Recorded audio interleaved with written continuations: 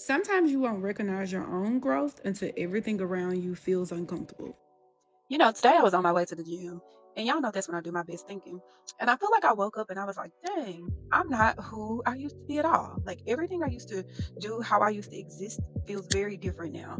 And I was thinking about it. I feel like sometimes we spend so much time like trying to become this thing or we're working on this stuff. Like I always say, like, I'll use my doctoral degree as an example. I feel like I spent so much time trying to like earn the degree, do the work, do what was necessary to finish the process that when I finished the process, it still has taken me months to get comfortable with the title of being a doctor. And when I thought about that, I thought about that for every area of my life. That sometimes we are so busy, like trying to become, trying to be this thing, or trying to be the best version of ourselves, that we don't realize that we have become the best version of ourselves for that time in our life. Like we don't realize that the thing we've been working towards, we are actually there. Sometimes if you don't embrace or recognize that you are now standing in these shoes that you worked so hard to get, you will still try to do stuff from the past and realize that this feels uncomfortable. Like what I used to do doesn't feel comfortable for where I am now. And the uncomfortability will push you to like get them new set of shoes and like really stand in them. But yeah, like sometimes you will keep trying to do the behavior in the past and realize that the person who you are, the person you work so hard to become, that doesn't work anymore. Like it doesn't fit anymore. Those old pair of shoes are like worn out. Like that's not the version of you anymore.